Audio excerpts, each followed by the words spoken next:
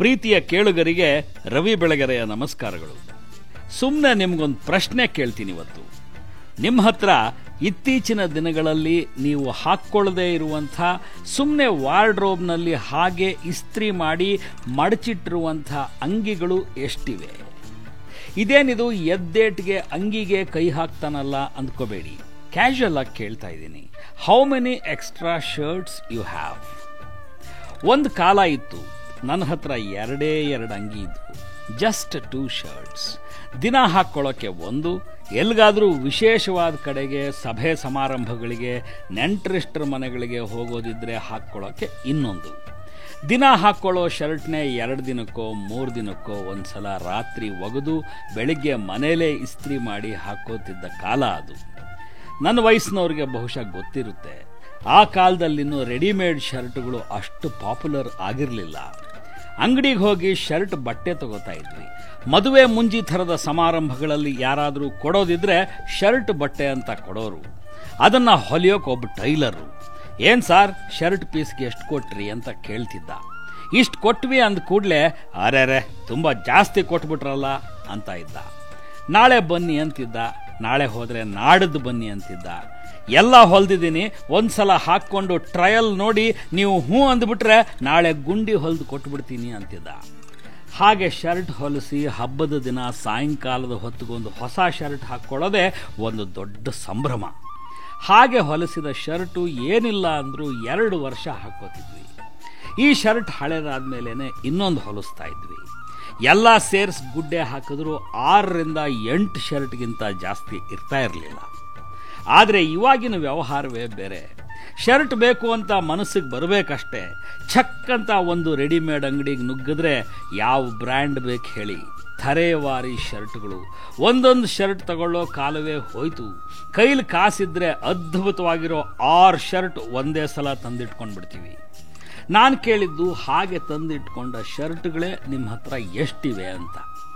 ಎಷ್ಟೋ ಸಲ ನಾವು ಒಂದು ಶರ್ಟ್ನ ತಿಂಗಳಗಟ್ಟಲೆ ಹಾಕಲ್ಲ. ಹಾಗಂತ ಇನ್ನೊಬ್ರಿಗೆ ಕೊಡ್ತೀವಾ? ಕೊಡೋಕೆ ಮನಸ್ಸಾಗಲ್ಲ. ತುಂಬ ಟೈಟ್ ಆಗಿಬಿಟ್ಟಿರ್ತವೆ, ನೋಡ್ತಾ ದಪ್ಪ ಆಗಿಬಿಟ್ಟಿರ್ತೀವಿ. ಇಷ್ಟವಾದ ಶರ್ಟು ಅಂತ ಹಾಕ್ಕೊಂಡ್ರೆ ಹೊಟ್ಟೆ ಹತ್ರ 2 ಗುಂಡಿ ಮಧ್ಯೆ ಹನುಮಂತರಾಯನ ದೇವಸ್ಥಾನದ ಬಾಗಿಲು ತೆಕ್ಕೊಂಡು ಹಾಗೆ ಮೆಲ್ಲಕ್ಕೆ ಇಷ್ಟು ಕಿಂಡಿ ತೆಕ್ಕೊಂಡಿರುತ್ತೆ. ಹಾಕ್ಕೊಳ್ಳೋಕ್ಕಾಗಲ್ಲ, ಆದರೂ ಇಟ್ಕೊಂಡಿರ್ತೀವಿ. ಇವತ್ತಲ್ಲ ನಾಳೆ ತೆಳ್ಳಗಾಗೇ ಆಗ್ತೀವಿ ಅನ್ನೋ ಹೋಪ್ ಇರುತ್ತೆ ಹೊರತು ವಾಕಿಂಗ್ ಶುರು ಮಾಡಿರಲ್ಲ. ಯಾವತ್ತಾದರೂ ವಾಕಿಂಗ್ ಶುರು ಮಾಡಿ ಅದಿನ್ಯಾವತ್ತಾದರೂ ತೆಳ್ಳಗಾದರೆ ಅವತ್ತಿಗೆ ಈ ಶರ್ಟ್ ಮತ್ತೆ ಹಾಕ್ಕೋಬಹುದು ಅನ್ನೋ ದುರಾಸೆ, ದೂರಾಲೋಚನೆ. ವಾರ್ಡ್ರೋಬ್ ತುಂಬ ಅಂಗಿ ಇದ್ರೂ ಇನ್ನೊಂದು ಇರಲಿ ಅಂತ ಹೊಸ ಶರ್ಟ್ ತಂದುಕೊಳ್ಳುವಂಥ ಕೊಳ್ಳುಬಾಕ ಮನಸ್ತತ್ವ. ಇಂಥ ಮನಸ್ತತ್ವ ಸರಿನಾ? ಇರೋ ಶರ್ಟ್ಗಳನ್ನು ಯಾರಿಗೋ ದಾನ ಕೊಟ್ಬಿಡಿ ಅಂತ ನಾನು ಕೇಳ್ತಾ ಇಲ್ಲ.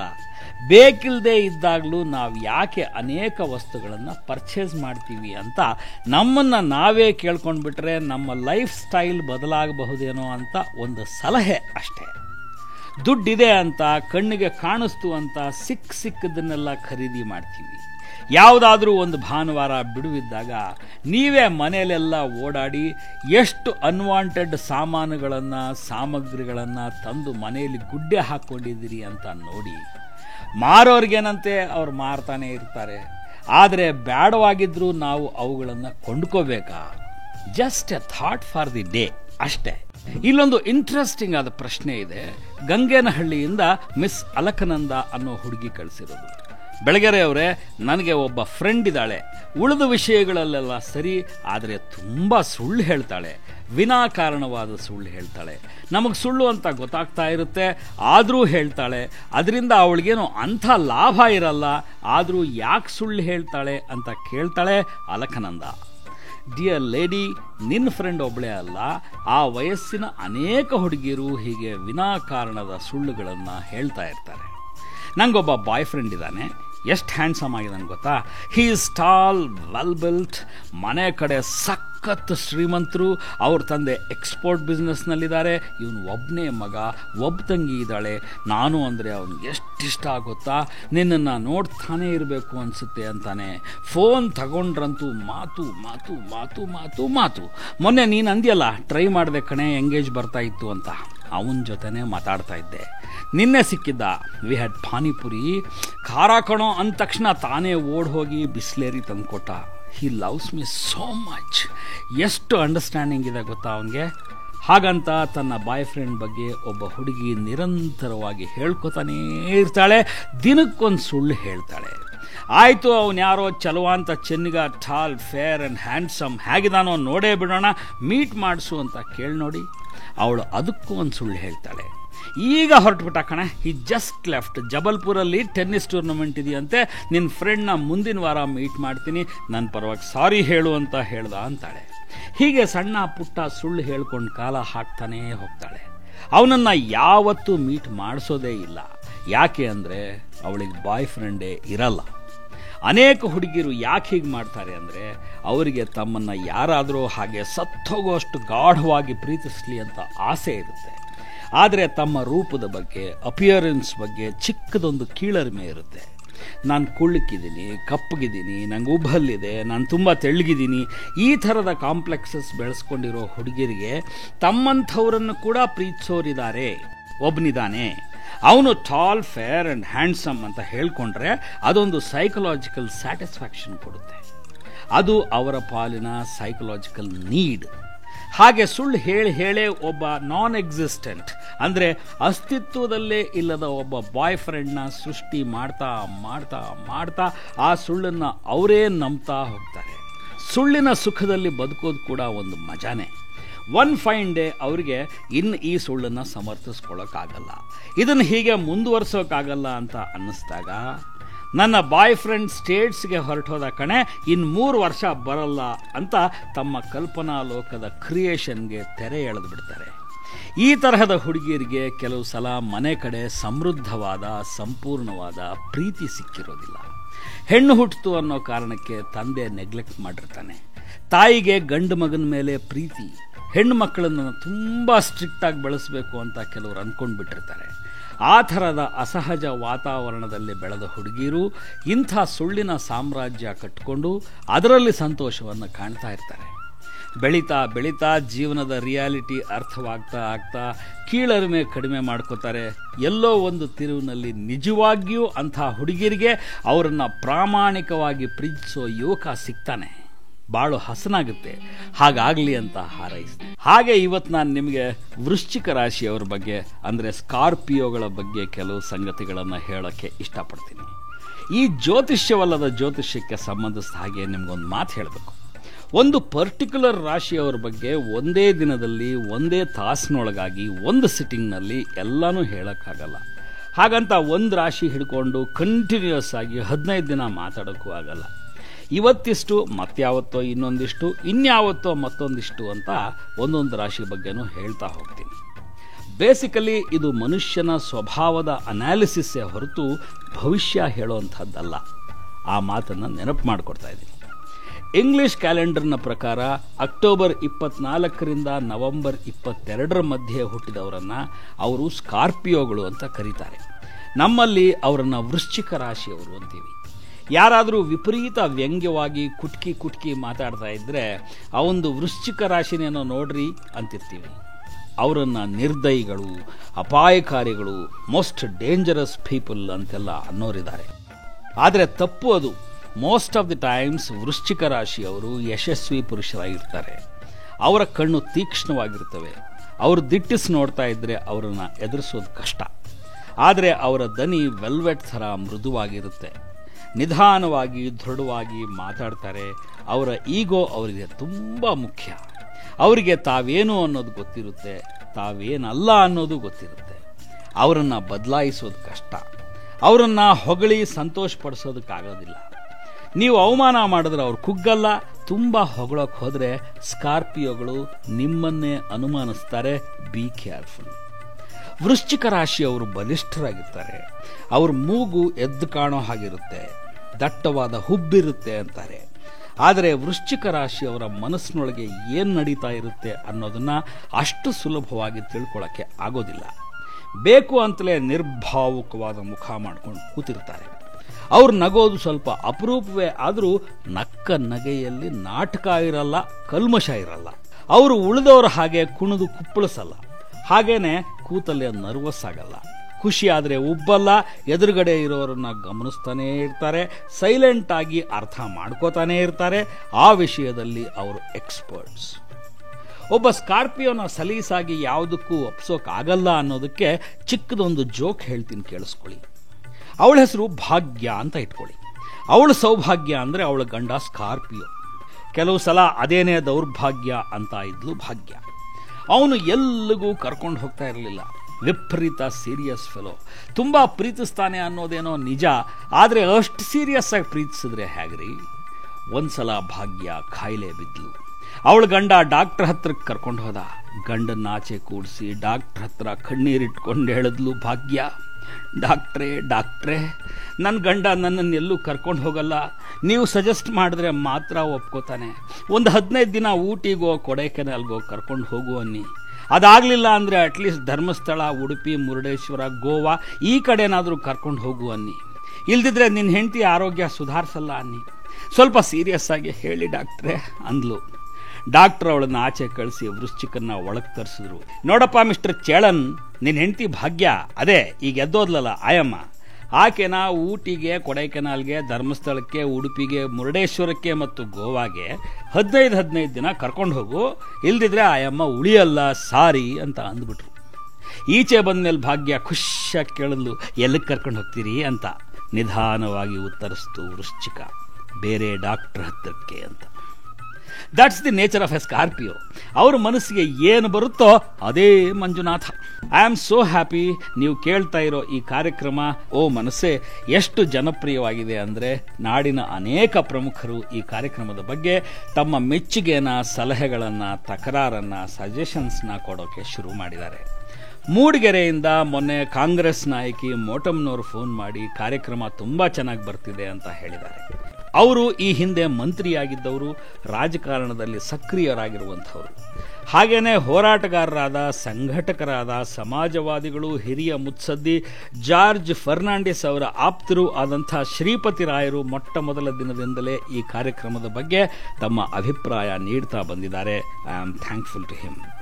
ಬೆಂಗಳೂರು ನಗರದ ಯಶಸ್ವಿ ಕ್ರಿಮಿನಲ್ ಲಾಯರ್ ಕೆ ದಿವಾಕರ್ ಅವರು, ರವಿ ಅವರೇ, ಕನ್ನಡ ಸಿನಿಮಾ ಹಾಡುಗಳಿಗೆ ಒಂದು ನಿಶ್ಚಿತ ಕೇಳುಗ ವರ್ಗ ಇದ್ದೇ ಇರುತ್ತೆ. ಇಡೀ ದಿನ ಕನ್ನಡದ ಹಾಡು, ಹಿಂದಿ ಹಾಡು ಕೇಳ್ತಾನೆ ಇರ್ತೀವಿ. ಮಧ್ಯೆ ಮಧ್ಯೆ ಕನ್ನಡದ ಭಾವಗೀತೆ ಹಾಕ್ರಿ. ಬೆಳಿಗ್ಗೆ ಎದ್ದು ಮನೆಯಲ್ಲಿ ಒಂದು ಮಧುರವಾದ ಭಾವಗೀತೆ ಕೇಳಿಸಿದ್ರೆ ಮನಸ್ಸಿಗೆ ಸಂತೋಷವಾಗುತ್ತೆ. ಅಡಿಗರು, ನರಸಿಂಹಸ್ವಾಮಿಗಳು, ಲಕ್ಷ್ಮೀನಾರಾಯಣ್ ಭಟ್ರು, ನಿಸಾರ್ ಅಹಮದ್ ಅವರು, ಬೇಂದ್ರೆ ಅವರು, ಇವರನ್ನೆಲ್ಲ ನಮ್ಮ ಯುವಕರು, ನಮಗಿಂತ ಚಿಕ್ಕವರು ಯಾವಾಗ ಕೇಳಬೇಕು? ಒಂದಾದರೂ ಭಾವಗೀತೆ ಹಾಕಿ, ಆಗೊಂದು ಈಗೊಂದು ಗಜಲ್ ಹಾಕಿ. ಕನ್ನಡ ಪ್ರೇಮದ ಜೊತೆಗೆ ಹಿಂದಿ, ಉರ್ದು ಗೊತ್ತು ಮಾಡ್ಕೊಳ್ಳೋದು ತಪ್ಪಲ್ವಲ್ಲ ಅಂತ ಸಜೆಸ್ಟ್ ಮಾಡಿದ್ದಾರೆ. ನಮಗಿಂತ ಚಿಕ್ಕವರು ಅಂದಾಗ ಒಂದು ಮಾತು ನೆನಪಾಗುತ್ತೆ. ಸ್ನೇಹಿತರೆ, ಜೀವನದಲ್ಲಿ ತುಂಬ ನೋವು, ದುಃಖ, ಅವಮಾನ, ಹತಾಶೆ, ಒಬ್ಬಂಟಿತನ ಅನುಭವಿಸಿದವನು ನಾನು. ಉಳಿದದ್ದನ್ನೆಲ್ಲ ಹೇಗೋ ಸಹಿಸ್ಕೊಂಡು ಬಿಡ್ಬೋದು, ಆದರೆ ಒಬ್ಬಂಟಿತನ ಮತ್ತು ಅವಮಾನಗಳನ್ನು ಸಹಿಸ್ಕೊಳ್ಳೋದು ತುಂಬ ಕಷ್ಟ. ತುಂಬ ಲೋನ್ಲಿ ಆದಾಗ ಏನು ಮಾಡಬೇಕು ಅಂತ ತೋಚೋದೇ ಇಲ್ಲ. ಅಂಥ ಸಂದರ್ಭದಲ್ಲಿ ಯಾವಾಗಲೋ ಓದಿಕೊಂಡ ಸಾಹಿತ್ಯ ನಿಮ್ಮ ನೆರವಿಗೆ ಬರುತ್ತೆ. ನಾನಂತೂ ನನಗಿಷ್ಟವಾದ ಕನ್ನಡ, ತೆಲುಗು, ಹಿಂದಿ, ಉರ್ದು ಕವಿತೆಗಳನ್ನು, ಸಾಲುಗಳನ್ನು ಹಂಗಂಗೆ ಕಂಠಪಾಠ ಮಾಡಿಟ್ಟುಬಿಟ್ಟಿರ್ತಿದ್ದೆ. ಇವತ್ತು 25-30 ವರ್ಷ ಆದಮೇಲೆ ಕೂಡ ನನಗೆ ಅವು ಹಾಗಾಗೇ ನೆನಪಿವೆ ಗೊತ್ತಾ. ಬಡವರ ಮನೆಗೆ ಬರಲಿಲ್ಲ, ಬೆಳಕಿನ ಕಿರಣ ತರಲಿಲ್ಲ, ಗೋಳಿನ ಕಡಲನ್ನು ಬತ್ತಿಸಲಿಲ್ಲ, ಸಮತೆಯ ಹೂವನ್ನು ಅರಳಿಸಲಿಲ್ಲ, ಹಣವಂತರು ಕೈ ಸನ್ನೆ ಮಾಡಿದರೆ ಕತ್ತಲೆಯಲ್ಲೇ ಬೆತ್ತಲೆಯಾಯಿತು 47ರ ಸ್ವಾತಂತ್ರ್ಯ. ಹಾಗಂತ 25 ವರ್ಷದ ಹಿಂದೆ ದಲಿತ ಕವಿ ಸಿದ್ಧಲಿಂಗಯ್ಯನವರು ಬರೆದಿದ್ದು ಅವರಿಗೆ ನೆನಪಿದೆಯೋ ಇಲ್ವೋ, ಒಬ್ಬನೇ ಕೂತು ಓದಿಕೊಂಡ ನನಗೆ ಮಾತ್ರ ನೆನಪಿದೆ. ಚಿತ್ತಿ ಮಳಿ ತತ್ತಿ ಹಾಕುತ್ತಿತ್ತು ಸ್ವಾತಿ ಮುತ್ತಿನೊಳಗ, ಸತ್ಯೋ ಮಗನ ಅಂತ ಕೂಗಿದರು ಸಾವಿ ಮಗಳು ಭಾವಿ ಮಗಳು ಕೂಡಿ. ಹಾಗಂತ ಅಂದ ಬೇಂದ್ರೆಯವರ ಮಾತು ನೆನಪಿದೆ. ಜಲಾದೋ ಜಲಾದೋ ಜಲಾದೋ ಏ ದುನಿಯಾ ಅಗರ್ ಮಿಲ್ ಭಿ ಜಾಯೆ ತೋ ಕ್ಯಾ ಹೈ ಅಂತ ಬರೆದ ಸಾಹಿರ್ ಲುಧಿಯಾನ್ವಿಯ ಕವಿತೆ ನೆನಪಿದೆ. ಮೈ ಡಿಯರ್ ಫ್ರೆಂಡ್ಸ್, ನಿಮಗೆ ಈ ಪ್ರಪಂಚದ ಪರಿಚಯ ಇದೆಯಾ? ಮಧುರಚಂದ್ರು ಅಂತ ಒಬ್ಬ ದಿವ್ಯ ಕವಿ ಇದ್ರು. ಎಷ್ಟು ಚೆನ್ನಾಗಿ ಬರೆದಿದ್ದಾರೆ. ಬರುವುದೇನುಂಟು ಬರುವ ಕಾಲಕ್ಕೆ ಬಹುದು, ಬಯಕೆ ಬರುವುದರ ಕಣ್ಸನ್ನೆ ಕಾಣೋ ಅಂತಾರೆ. ಬರೋದೇನಿದೆ ಬರೋ ಕಾಲಕ್ಕೆ ಬರುತ್ತೆ. ಆದರೆ ಬರುತ್ತೆ ಮತ್ತು ಅದು ಬರಬೇಕು ಅನ್ನೋದರ ಬಯಕೆ ನಿನ್ನಲ್ಲಿ ಉದ್ಭವ ಆಯ್ತಲ್ಲ, ಅದು ಬರುವುದರ ಕಣ್ಸನ್ನೆ ಅಂತ ಅವ್ರು ಹೇಳ್ತಾರೆ. ಇಂಥ ಸಾಲುಗಳನ್ನು ಓದಿ ಮನನ ಮಾಡಿಕೊಂಡು ತುಂಬ ಬೇಜಾರಾದಾಗ ನಮಗೆ ನಾವೇ ಹೇಳ್ಕೊಂಡ್ರೂ ಒಂದು ಸಮಾಧಾನ. ಗೆಳೆಯರ ಮಧ್ಯೆ ಕೂತಾಗ ಹೀಗೆ ಕವಿತೆಗಳ ಸಾಲುಗಳನ್ನು: ಆಸೆ ಎಂಬ ತಳ ಒಡೆದ ದೋಣಿಯಲ್ಲಿ ದೂರ ತೀರ ಯಾನ, ಯಾರ ಲೀಲೆಗೋ ಯಾರೋ ಏನೋ ಗುರಿ ಇರದೆ ಬಿಟ್ಟ ಬಾಣ. ಹಾಗಂತ ಬರೆದಂಥ ಗೋಪಾಲಕೃಷ್ಣ ಅಡಿಗರ ಕವಿತೆಯ ಸಾಲುಗಳನ್ನು ಲಯಬದ್ಧವಾಗಿ ಹೇಳಿದ್ರೂ ಚೆನ್ನ. ನಿಮ್ಮ ಪ್ರಾಮುಖ್ಯತೆ ನಿಮ್ಮ ಗೆಳೆಯರ ಮಧ್ಯೆ ಹೆಚ್ಚಾಗುತ್ತೆ, ನಿಮಗೊಂದು ಸೆನ್ಸ್ ಆಫ್ ಇಂಪಾರ್ಟೆನ್ಸ್ ಸಿಗುತ್ತೆ. Try literature. ಇಲ್ಲಿ ಶೇಷಾದ್ರಿಪುರದ ಎಸ್ ಚೇತನ್ ಕುಮಾರ್ ಅನ್ನೋ ಕಿರಿಯ ಮಿತ್ರ ಒಂದು ಪ್ರಶ್ನೆ ಕಳಿಸಿದ್ದಾನೆ. ರವಿ ಸರ್, ಸೇಡ್ ತೀರಿಸ್ಕೊಳ್ಳೋದು ಹೇಗೆ? ನನಗೆ ಒಬ್ಬ ಹುಡುಗಿ ಮೋಸ ಮಾಡಿದ್ದಾಳೆ, ಅವಳ ಮೇಲೆ ಸೇಡ್ ತೀರಿಸ್ಕೋಬೇಕು ಅಂತ ತೀರ್ಮಾನಿಸಿದ್ದೀನಿ. ಆದರೆ ಹೇಗೆ ಸೇಡ್ ತೀರಿಸ್ಕೊಳ್ಳೋದು ಅಂತ ಗೊತ್ತಾಗ್ತಾ ಇಲ್ಲ. ಅವಳು ಮಾಡಿದ ಮೋಸ ನನ್ನನ್ನು ತುಂಬ ಕಾಡ್ತಾ ಇದೆ. Suggest me the ways of avenging ಅಂತ ಬರೀತಾನೆ ಚೇತನ್ ಕುಮಾರ್. ಇದು ನಿಜಕ್ಕೂ ಒಳ್ಳೆ ಪ್ರಶ್ನೆ. ಸೇಡ್ ತೀರಿಸ್ಕೋಬೇಕು ಅಂತ ನಿನಗೆ ಅನಿಸಿದ್ದಕ್ಕೇನೆ ಕಂಗ್ರ್ಯಾಚುಲೇಷನ್ಸ್ ಹೇಳ್ತಾ ಇದ್ದೀನಿ. ಆದರೆ ಸೇಡ್ ತೀರಿಸ್ಕೊಳ್ಳೋದು ಅಂದರೆ ಏನು? That's the issue. ಮೋಸ ಮಾಡಿದ್ಲು ಅಂತಷ್ಟೇ ಬರೆದಿದೆಯಾ? ಅವಳ ಸಂಕಟ ಏನಿತ್ತೋ, ಯಾಕಂತ ನಿರ್ಣಯ ತಗೊಂಡ್ಲೋ, ಆ ಮಾತು ಒತ್ತಟ್ಟಿಗಿರಲಿ. ಆದರೆ ಒಂದು ಕಾಲಕ್ಕೆ ತುಂಬ ಪ್ರೀತಿಸಿದವ್ರ ಮೇಲೆ, ಪ್ರಾಣಕ್ಕಿಂತ ಹೆಚ್ಚಾಗಿ ಪ್ರೀತಿಸಿದವ್ರ ಮೇಲೆ ವಯಲೆಂಟ್ ಆದ ರೀತಿಯಲ್ಲಿ ಸೇಡು ತೀರಿಸ್ಕೊಳ್ಳೋದಿದೆಯಲ್ಲ, ಆ್ಯಸಿಡ್ ಹಾಕೋದು, ಹೆಸರು ಕೆಡಿಸೋದು, ಮದುವೆ ನಿಲ್ಲಿಸ್ಬಿಡೋದು, ಇದನ್ನೆಲ್ಲ ಖಂಡಿತ ಮಾಡಬಾರ್ದು. ಪ್ರೀತಿಸಿದವ್ರನ್ನ ಅವರೆಷ್ಟೇ ತಪ್ಪು ಮಾಡಿದ್ರು ಈ ರೀತಿಯಾಗಿ ಹರ್ಟ್ ಮಾಡಬಾರ್ದು. ಅದು ಸ್ಥಿರವಾದ ಮನಸ್ಸಿನ, ತಾಕತ್ತಿರುವ ವ್ಯಕ್ತಿತ್ವದ ಗಂಡಸರು ಮಾಡೋ ಕೆಲಸ ಅಲ್ಲ. ಹಾಗಾದರೆ ರಿವೆಂಜ್ ತಗೊಳ್ಳೇಬಾರ್ದು ಅಂತೀರಾ? ಖಂಡಿತ ಇಲ್ಲ. ತೀರಿಸ್ಕೊಳ್ಳೋಕ್ಕೆ ಅನೇಕ ಮಧುರವಾದ ಸೇಡುಗಳಿವೆ, ರಿವೆಂಜ್ಗಳಿವೆ. One should take such revenges. ಉದಾಹರಣೆಗೆ, ನೀವು ನಿನ್ನ ಜನ್ಮದಲ್ಲೇ ಶ್ರೀಮಂತನಾಗೋಲ್ಲ, ಹೆಸರು ಗಳಿಸೋಲ್ಲ, you will never be a successful man, ನಿನ್ನಂಥವನ ಜೊತೆ ಬದುಕೋದು ನನಗಾಗಲ್ಲ ಅಂತ ಧಿಕ್ಕರಿಸಿ ಹೋದ, ಶ್ರೀಮಂತಿಕೆಯನ್ನು ಅರಸಿ ಹೋದ ಹುಡುಗಿ ಇದ್ದಾಳಲ್ಲ, ಅವಳಿಗೋಸ್ಕರ ನೀವು ಶ್ರೀಮಂತರಾಗಬೇಕು. ಅವಳ ಮೇಲಿನ ಸೇಡು ತೀರಿಸ್ಕೊಳ್ಳೋದಕ್ಕೋಸ್ಕರವಾದರೂ ಪಾಪ್ಯುಲರ್ ಆಗಬೇಕು, ಸಕ್ಸಸ್ಫುಲ್ ಆಗಬೇಕು, ಅದ್ಭುತವಾಗಿ ಬಾಳಿ ತೋರಿಸ್ಬೇಕು. ಅದಕ್ಕೋಸ್ಕರ ತುಂಬ ಸ್ಟ್ರಗಲ್ ಮಾಡಬೇಕು. ಒಬ್ಬರು ಮುಖ ವಿರೂಪಗೊಳಿಸೋದಕ್ಕೆ, ಹೆಸರು ಕೆಡಿಸೋಕೆ, ಮದುವೆ ನಿಲ್ಲಿಸೋಕೆ ಏನೂ ಕಷ್ಟಪಡಬೇಕಾಗಿಲ್ಲ. ಆದರೆ ತುಂಬ ಕಷ್ಟಪಟ್ಟು ಲೈಫಲ್ಲಿ ಮೇಲಕ್ಕೆ ಬಂದು ಹೆಸರು ಮಾಡಿ ಯಶಸ್ಸು ಗಳಿಸಿ, ನೋಡ್ದೇನೆ ಹುಡುಗಿ ಹೆಂಗೆ ಅಂತ ಕೇಳೋ ಹಾಗೆ ಬದುಕೋದಿದೆಯಲ್ಲ, ಅದ್ಕಂಡ್ರಿ ರಿವೆಂಜು. ಅರೆ, ಇಂಥ ಹುಡುಗನನ್ನು ರಿಜೆಕ್ಟ್ ಮಾಡಿಬಿಟ್ನಲ್ಲ, ಇವನನ್ನು ಡಿಚ್ ಮಾಡಿಬಿಟ್ನಲ್ಲ ಅಂತ ಯಾವತ್ತೋ ಒಂದು ದಿನ ಅವಳು ಪಶ್ಚಾತ್ತಾಪ ಪಡೋ ಹಾಗೆ ಮಾಡೋದಿದೆಯಲ್ಲ ಚೇತನ್ ಕುಮಾರ್, ಅದು ಕಣೆಯ ಸ್ವೀಟ್ ರಿವೆಂಜ್. Try that. ಕೆಲವು ಸಲ ನನ್ನನ್ನು ಸಂದರ್ಶನಗಳಲ್ಲಿ ಕೇಳ್ತಾ ಇರ್ತಾರೆ, ರವಿ, ನಿಮ್ಮ ಯಶಸ್ಸಿನ ರಹಸ್ಯ ಏನು? ನಿಮ್ಮ ಯಶಸ್ಸಿನ ಹಿಂದೆ ಯಾರಿದ್ದಾರೆ ಅಂತ ಕೇಳ್ತಿರ್ತಾರೆ. ಯಶಸ್ಸಿನ ಹಿಂದೆ ನನ್ನ ಆತ್ಮೀಯರು ಅನೇಕರಿದ್ದಾರೆ. ಆದರೆ ನನ್ನ ಯಶಸ್ಸಿನ ರಹಸ್ಯಗಳಲ್ಲಿ ಈ ರಿವೆಂಜ್ ಕೂಡ ಒಂದು ಅನ್ನೋದನ್ನ ನಿಮಗೆ ಮನವರಿಕೆ ಮಾಡಿಕೊಡ್ತಾ ಇದ್ದೀನಿ. ವೃಶ್ಚಿಕ ರಾಶಿಯವರ ಬಗ್ಗೆ ಇನ್ನೊಂದಿಷ್ಟು ಮಾತಾಡೋಕೆ ಮುಂಚೆ ನಾನು ನಿಮಗೆ ನನ್ನ ಮಿತ್ರರಾದ ಸಂಗೀತ ನಿರ್ದೇಶಕ ವಿ ಮನೋಹರ್ ಬಗ್ಗೆ ಹೇಳಬೇಕು. He is A wonderful person. ವಿಪರೀತ ಸಂಕೋಚದ ಆಸಾಮಿ. ಅಲ್ಲೆಲ್ಲೋ 1 ಕಿಲೋಮೀಟರ್ ದೂರದಲ್ಲಿ ಲಾರಿ ಬರ್ತಾ ಇದ್ರೆ ಇಲ್ಲಿ ರಸ್ತೆ ದಾಟಕ್ಕೆ ಹಿಂದೆ ಮುಂದೆ ನೋಡೋ ಭಯಸ್ಥ. ನಿಮಗೆ ಗೊತ್ತಿರಲಿಕ್ಕಿಲ್ಲ, he is a wonderful cartoonist. ಯಾರ ಮೇಲಾದರೂ ಸಿಟ್ಟು ಬಂದರೆ ಅವ್ರದ್ದೊಂದು ಕಾರ್ಟೂನ್ ಬರೆದು ಸೇಡು ತೀರಿಸ್ಕೋತಾರೆ ಮನೋಹರ್. ಅವರು ಕೆಲವು ಕಾಲ ಪತ್ರಕರ್ತರಾಗಿದ್ದರು, ಸಾಹಿತಿ ಇವತ್ತಿಗೂ ಆಗಿದ್ದಾರೆ. ಸಿನಿಮಾ ಸಂಗೀತ ಪ್ರಪಂಚದ ಜೀನಿಯಸ್ ಹಂಸಲೇಖ ಅವರ ಹತ್ರ ಪಳಗಿ 7 ಸುತ್ತಿನ ಕೋಟೆ ಚಿತ್ರದ ಮೂಲಕ ಚಿತ್ರ ಸಾಹಿತಿಯಾಗಿ ಸಿನಿಮಾ ಪ್ರಪಂಚಕ್ಕೆ ಕಾಲಿಟ್ಟವರು ವಿ ಮನೋಹರ್. ಹೋದೆಯ ದೂರ ಓ ಜೊತೆಗಾರ ಅಂತ ಅನುಭವ ಚಿತ್ರದಲ್ಲೊಂದು ಹಾಡಿದೆಯಲ್ಲ, ಅದನ್ನು ಬರೆದವರು ಅವರೇ. ಆದರೆ ಜನ್ಮದ ಜೋಡಿ ಚಿತ್ರದ ಕೋಲುಮಂಡೆ ಜಂಗಮದೇವ ಗೀತೆಗೆ ಸಂಗೀತ ಸಂಯೋಜನೆ ಮಾಡಿದ ಮನೋಹರ್ ಅದರ ಮೂಲಕ ದೊಡ್ಡದೊಂದು ಬ್ರೇಕ್ ಸಾಧಿಸಿದ್ರು. The song was a super hit. ಇದೆಲ್ಲದರಿಂದ ಮನೋಹರ್ಗೆ ತುಂಬ ದುಡ್ಡು ಬಂತೋ ಇಲ್ವೋ ಗೊತ್ತಿಲ್ಲ, ಮನೆ ತುಂಬ ಬಂದಿರೋಕೆ ಫ್ರೆಂಡ್ಸ್ ಅಂತೂ ಬಂದರು. ಮನೋಹರ್ ಮನೆಯಲ್ಲಿ ಮನೋಹರ್ ಇದ್ದಿದ್ದಕ್ಕಿಂತ ಅವ್ರ ಫ್ರೆಂಡ್ಸ್ ಇದ್ದಿದ್ದೇ ಜಾಸ್ತಿ.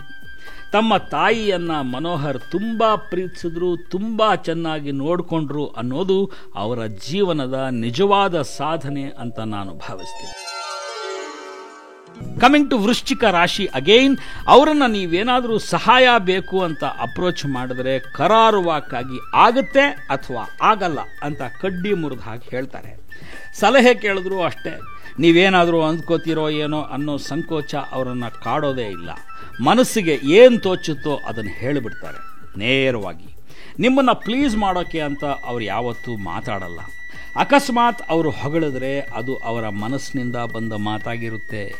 ಸ್ಕಾರ್ಪಿಯೋಗಳು ತುಂಬ ಸೆಲ್ಫಿಶ್ ಅಂತಾರೆ, ಆ ಮಾತು ನಂಬೇಡಿ. ಯಾವ ಲೆವೆಲ್ಗೆ ಬೇಕಾದರೂ ಹೋಗಿ ಅವರು ನಿಮಗೆ ಸಹಾಯ ಮಾಡಿಬಿಡ್ತಾರೆ. ಅವರಿಂದ ಸಹಾಯ ಪಡೆದವರನ್ನು ಒಂದ್ಸಲ ಕೇಳಿ ನೋಡಿ, ವೃಶ್ಚಿಕ ರಾಶಿಯವರ ಔದಾರ್ಯ ಎಂಥದ್ದು ಅಂತ ಗೊತ್ತಾಗುತ್ತೆ. ವೃಶ್ಚಿಕ ರಾಶಿಯವರ ಸಮಸ್ಯೆ ಏನು ಅಂದರೆ, ಒಂದೋ ಅವರನ್ನು ತುಂಬ ಇಷ್ಟಪಡುವಂಥವರು, ಆರಾಧಿಸುವಂಥವರು, ಫಾಲೋ ಮಾಡುವಂಥವರು ಇರ್ತಾರೆ. ಬಿಟ್ಟರೆ ಶತಾಯಗತಾಯ ಅವರನ್ನು ದ್ವೇಷಿಸೋರು, ಬೈಯೋರು, ಮುಖ ಕಂಡ್ರೆ ಆಗದವರು ಇರ್ತಾರೆ. ಇದರ ಅರ್ಥ ಇಷ್ಟೇ, ತಮ್ಮ ನಿಷ್ಠುರವಾದ ಸ್ವಭಾವದಿಂದಾಗಿ ಅವರು ಕ್ಲಿಯರ್ ಕಟ್ ಆದ ರೀತಿಯಲ್ಲಿ ಫ್ರೆಂಡ್ಸ್ನ ಮಾಡ್ಕೋತಾರೆ, ತಪ್ಪಿದ್ರೆ ಶತ್ರುಗಳನ್ನು ಸೃಷ್ಟಿಸ್ಕೋತಾರೆ. ಆದರೆ ಸ್ಕಾರ್ಪಿಯೋಗಳ ಶತ್ರುಗಳು ಕೂಡ ಅವರನ್ನು ರೆಸ್ಪೆಕ್ಟ್ ಮಾಡ್ತಾರೆ, ಸಲೀಸಾಗಿ ಎದುರು ಹಾಕ್ಕೊಳ್ಳೋಕೆ ಹೋಗೋದಿಲ್ಲ. ಹಾಗಂತ ಹೇಳ್ತಾ ಇವತ್ತಿನ ಕಾರ್ಯಕ್ರಮ ಮುಗಿಸ್ತಾ ಇದ್ದೀನಿ. Have A great day.